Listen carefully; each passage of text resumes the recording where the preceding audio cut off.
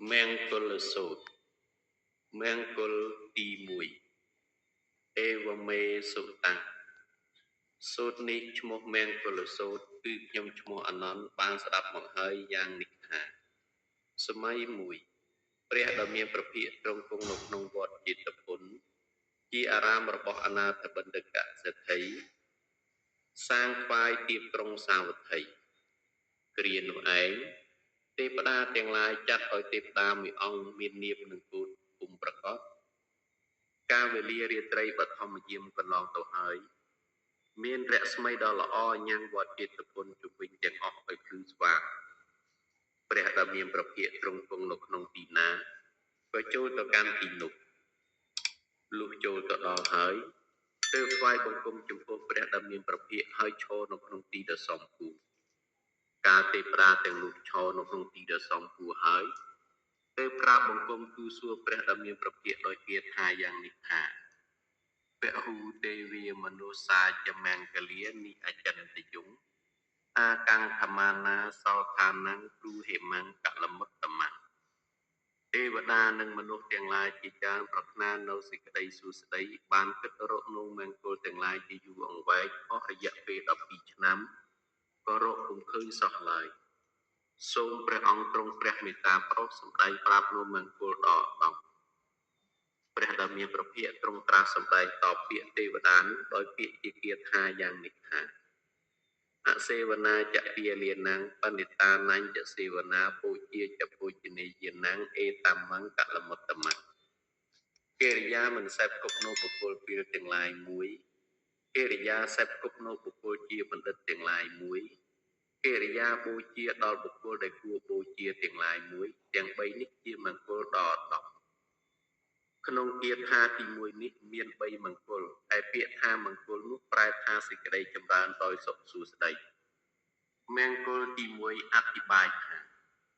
អសេវនាចពាលានੰកិរិយាមិនសេពគប់នៅបុគ្គលទាំងឡាយជាមង្គលដល់10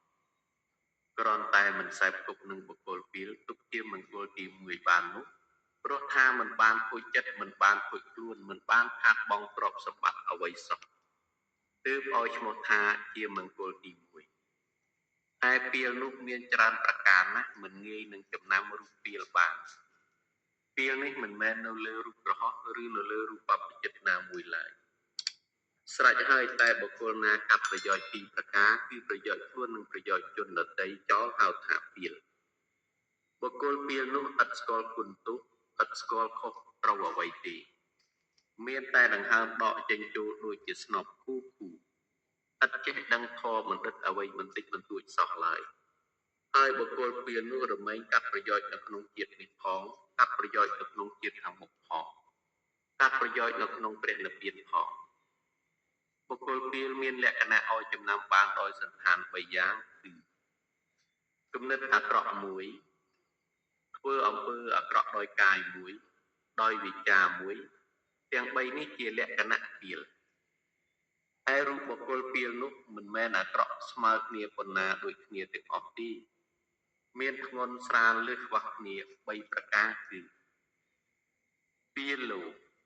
បុគ្គលគ្រាន់តែល្ងងក៏ហៅថាពីលដែរពីលលោខបុគ្គលល្ងងហើយធ្វើអាក្រក់ដោយកាយវិការចិត្តទៀតហៅថាពីលពិតមានពឹសហើយ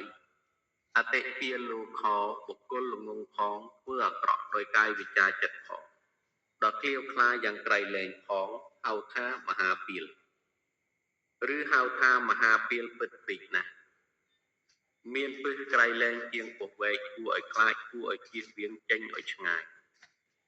អ្នកប្រាជ្ញទាំងឡាយមានអកតបោះជាដើមលោកផ្ដាំពូនថាបើទុកជាមនុស្សនៅក្នុងជម្ពូទីនេះមានតែ2នាក់នឹងជនពីលនោះក៏ដោយលោកថាកុំឲ្យនៅជាមួយនឹងបុគ្គលពីលនោះឲ្យសោះបានជាខ្លាចជនពីលខ្លាំងម្ល៉េះព្រោះពីលនោះបើសេពគប់ទៅកាលណាហើយពីលនោះនាំឲ្យកើតធ្វើអំពើអាក្រក់ផ្សេងមានសម្លាប់លួចប្លន់យកទ្រព្យសម្បត្តិនិងលួចប្រពន្ធកូនជនដទៃពូតកុហកផឹកទឹកត្រវងជាដើមកុំថាឡើយអ្នកដទៃសូម្បីតែមាតាបិតាបង្កើតរបស់ខ្លួនក៏ជនពីលនោះវានាំកូនឲ្យសម្លាប់ចោលបានដែរ ដោយរឿងអាជាតសត្រូវកុមារសេពគប់ជាមួយនឹងភិក្ខុទេវទត្តជាបុគ្គលពីលនោះញុះញង់ឲ្យសម្លាប់ព្រះបាទទុំពិសាជាបិតាដោយដាក់ទ្រង់ដែកពុះព្រះបាទទាបង្អត់អាហារទាល់តែសោយទីវង្គតទៅដើម្បីជ្រែកយករាជសម្បត្តិសូម្បីព្រះនាងវេទេហិកាទេវីជាព្រះមេតាសូមអង្វរកយ៉ាងណាថាដូចម្ដេចក្តីក៏ពុំព្រមតាមមេដាសោះឡើយនេះហើយការសេពគប់នឹងបុគ្គលពីលនាំឲ្យធ្វើពេកទុឃាតគឺសម្លាប់បិតាហើយខ្លួនត្រូវធ្លាក់ទៅសោយទុក្ខវេទនានៅក្នុងលោហៈគំភីនរកតារាប់មកដល់សប្តាហ៍នេះពុំរួចឡើយការសេពគប់នេះធំបំផុតពុំចាំបាច់និយាយអ្វីដល់ចិត្តមនុស្សនិងមនុស្សសូម្បីតែសត្វដេរិឆាននិងមនុស្សលុះអាស្រ័យគ្នាហើយក៏ប្រព្រឹត្តយកតម្រាប់តាមគ្នាបានដោយរឿងសេកឈ្មោះសត្តិគុម្ភៈនិងបុព្វកៈសេកទាំងពីរនេះជាបងប្អូនបង្កើតនឹងគ្នានៅវេលាសត្វសេកទាំងពីរនេះដុតស្លាប់ក្រាស់ហើយមានខ្យល់កំបុតត្បូងគួចយកសេកទាំងពីរនេះប៉ាងទៅតាមខ្យល់ទៅសេកមួយបានធ្លាក់ទៅក្នុងជំរំលំពេងចោឬយកទៅថែរក្សាសេកនោះឈ្មោះថាសត្តិគុម្ភៈសត្តិគុម្ភៈនេះចេះនិយាយភាសាមនុស្សអសប្បុរសតាមភាសាចោមានកាយវិការចិត្តជាចោឯសេកមួយទៀតខ្យល់គួចទៅធ្លាក់នឹងសួនផ្កាឥសីឬយកទៅចិញ្ចឹមថែរក្សាសេកនោះឈ្មោះថាបុព្វកៈនេះចេះនិយាយភាសាមនុស្សសប្បុរសសុធរតាមភាសាឥសីមានកាយវិការចិត្តជាអ្នកមានសិលមានធម៌អាតាមឥសីទាំងអស់នេះព្រោះអាស្រ័យធម៌សេពគប់មិត្តពីលនិងមិត្តបណ្ឌិតសរសេចក្តីឲ្យឃើញច្បាស់ថាអសពុរិសោអសពុរិសករោការសេពគប់ឬស្មាគមរូបរួមរាប់រកមនុស្សជាអសប្បុរសនោះនឹងធ្វើខ្លួនឲ្យទៅជាមនុស្សអសប្បុរសផងបានសពុរិសោសពុរិសករោការសេពគប់ស្មាគមរូបរួមរកមនុស្សជាសប្បុរសនោះនឹងធ្វើខ្លួនឲ្យទៅជាមនុស្សសប្បុរសផងបានដោយពិតការសេពគប់នេះកុំថាឡើយដល់រូបមនុស្សនិងសត្វសូម្បីតែរុក្ខជាតិនិងនិច្ចជីវវត្ថុរបស់គ្មានជីវិតសោះគ្រាន់តែចម្រើនឡើងនឹងវិនិច្ឆ័យទៅវិញដោយធាតុ4ប៉ុណ្ណោះ